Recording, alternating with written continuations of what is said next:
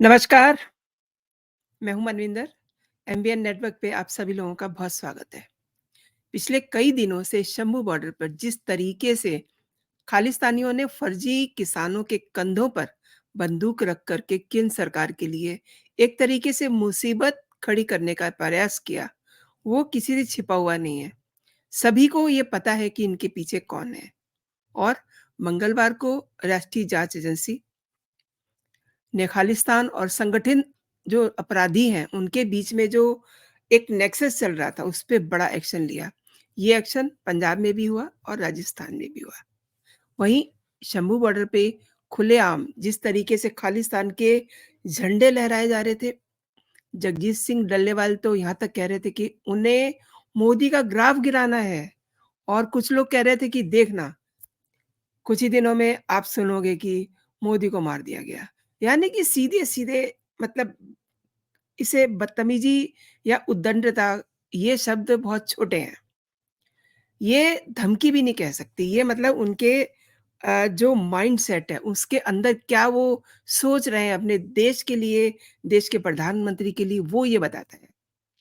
तो इससे बहुत कुछ समझा जा सकता है कि वो विदेशी ताकतों के हाथों में खेल रहे हैं और विदेशी ताकतों में मोदी का कितना बड़ा खौफ है। और गुरपतवंत सिंह पन्नू ने सो कॉल्ड किसानों को किस तरीके से फंडिंग की है, ये भी किसी से छिपा हुआ नहीं है। और इसी का नतीजा है कि मंगलवार को एनआईए ने जिस तरीके से पन्नू के नेटवर्क को खंगाला है, अब उसके बाद बड़े राज आने की उम्मीद है।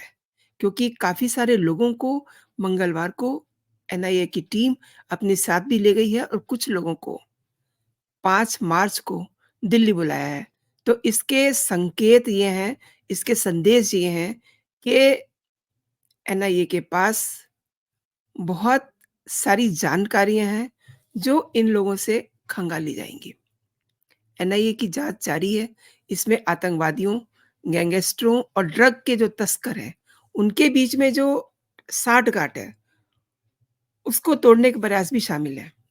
और एनआईए क्या इनकी फंडिंग जो इनके चैनल हैं, जो इनके नेक्सस हैं, उनके जो बुनियादी ढाँचा है, उनको नष्ट करना भी मकसद है एनआईए का।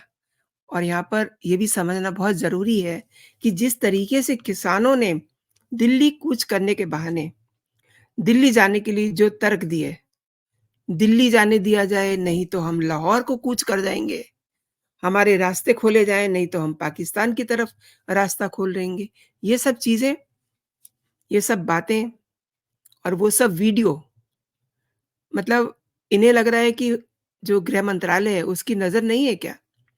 सब चीज़ों पर, सब वीडियोज़ पर खुफिया जाँच एजेंसियों की नज़र है और एनआईए की टीम ने मंगलवार को आम आदमी पार्टी के ब्लॉक प्रधान के घर समेत बठिंडा में 5 जगहों पे रेड की। करीब 2 से 3 घंटे तक ये रेड चलती है और एनआईए की टीम ने इन लोगों के घर से कुछ कागज़ात ज़ब्त किए हैं, जिन्हें टीम अपने साथ ले गई है और 5 मार्च को एनआईए के दफ्तर में उन्हें पेश होने के लिए कहा है। और एनआईए की टीम ने जिले के गाँव बालियाँवाली, रामपुरा और संगत मंडी के गाँव ढूमवाली और पथराला में भी रेड किया है। इसके अलावा आप ये समझिए कि सरकार कितनी गंभीर है, किसानों ने जो कुछ भी शंभू बॉर्डर पे किया है, उसको इग्नोर नहीं किया जा सकता। ठीक लोकसभा चुनाव से पहले जो तमाशा शंभू बॉर्डर पे हुआ है, उसके पीछे बहुत बड़ी साजिश है, अब ये पता चल गया है। और मैं आपको बता दूँ कि जो रेड हुई है, वो मोगा के गाँव अजीतवाल में मंगलवार की सुबह 5 बजे एनआईए की टीम पहुँचती है और मनजीत सिंह नाम के एक व्यक्ति के घर में दबिश दी जाती है। टीम मनजीत सिंह और उसकी पत्नी एनी को हिरासत में लेकर के चली गई है और उनके मोबाइल वगैरह भी उनकी टीम ने ले लिए हैं। मनजीत सिंह के बारे में आपको मैं बता दूँ कि वो गुरदासपुर के झवा गाँव के रहने वाले हैं और पिछले 7-8 साल से मोगा के अजीतवाल में पत्नी और बेटे और अपनी बेटी के साथ किराए के मकान में रह रहे थे। मनजीत सिंह पाठी हैं, पाठी मीन्स गुरुद्वारे में पाठ करते हैं। पहली बात तो पाठ करने वाले व्यक्ति को किसी भी गलत काम में जब मैं देखती हूँ ना पर्सनली, तो मेरा खून खौल उठता है। आप भगवान का नाम ले रहे हैं, आप गुरुद्वारे में पाठ कर रहे हैं मीन्स आप पाठी हैं और आपके काम ऐसे हैं। अच्छा ये भी कहा जा रहा है कि वो साथ में मज़दूरी भी करता था और मंजीत सिंह पर अमृतसर में देशद्रोह का मामला दर्ज है। तो ऐसे व्यक्ति को तो गुरुद्वारे में घुसने भी नहीं देना चाहिए। मंजीत सिंह ने खालिस्तान के नारे भी लगाए थे। ये भी कहा जा रहा है कि उसके पास बाहर से फंडिंग भी आ रही थी, जिसके संबंध में एनआईए ने रेड किया। करीब 5-6 घंटे तक पूछताछ हुई और उसके बाद फिर मंजीत सिंह और उसकी पत्नी को वो अपने साथ ले गए। तो मामला बहुत गंभीर है। एनआईए की टीम ने मंगलवार को बठिंडा की संगत मंडी के गांव में डुमावली एक जगह है, वहां संगत जिला बठिंडा के आप पार्टी के ब्लॉक प्रधान गुरविंदर सिंह के घर भी दबिश दी और ये कार्रवाई करीब 3 घंटे तक चली।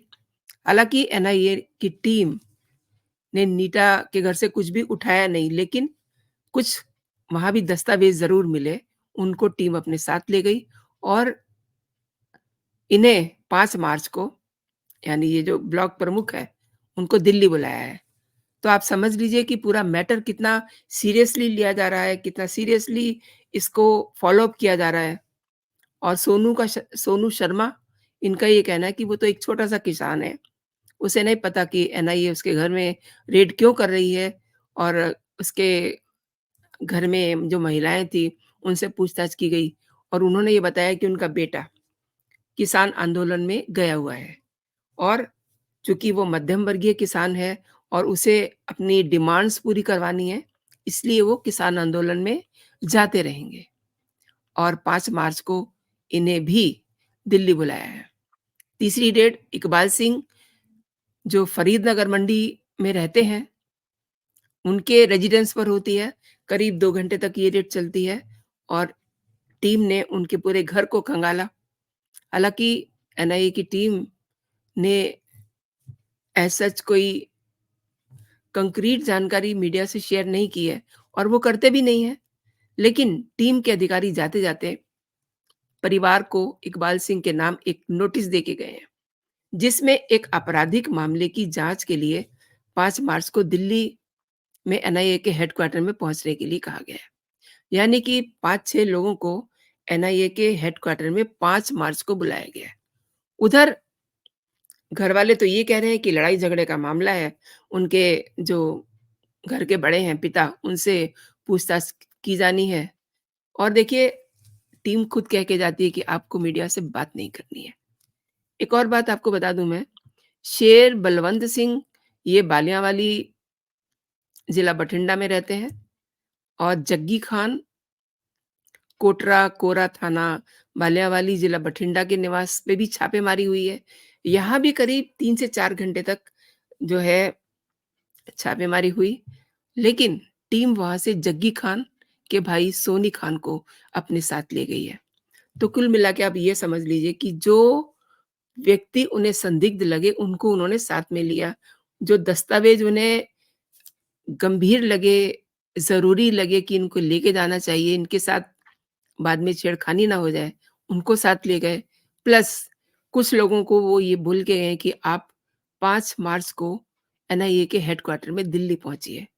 तो कुल मिला के ये जो मंगलवार की रेड है, इसको आप ये मान के चलिए कि ये जो शंभू बॉर्डर पर किसानों ने ये तमाशा किया है, जो खुलेआम गुब्बारे उड़ाए हैं खालिस्तान के और भिंडरावाले के और जिस तरीके से उन्होंने अपने जो वाहन थे, ट्रैक्टर समझ लीजिए, पोकलेन मशीनें लेके आए हुए थे।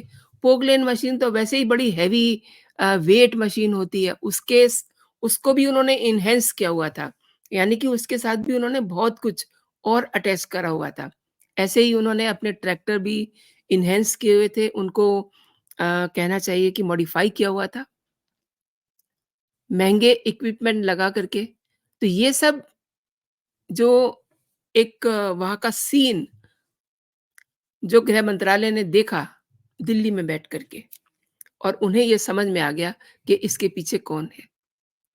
देखिए बार-बार गुरपतवंत सिंह पुन्नू का नाम आ रहा है।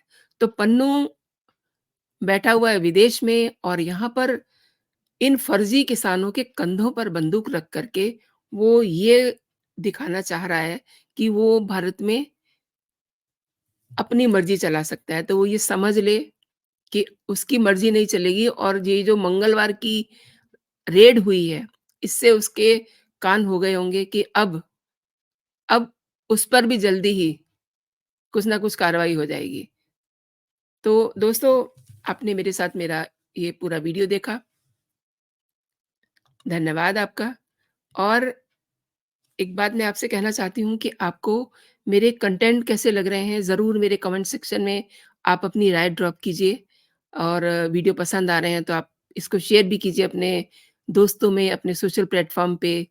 एंड अगर अभी तक आपने मेरा चैनल सब्सक्राइब नहीं किया है, तो मेरा निवेदन है कि आप मेरे चैनल को सब्सक्राइब ज़रूर कर लीजिए, ताकि जो भी मेरा कंटेंट हो आप तक पहुँचे। और जो बेल आइकन लगा हुआ है, उसको आप ज़रूर दबाइए। अभी के लिए इतना ही दोस्तों, आप अपना और अपनों का ख़्याल रखिए, खुश रहिए, स्वस्थ रहिए। जय हिंद, जय भारत।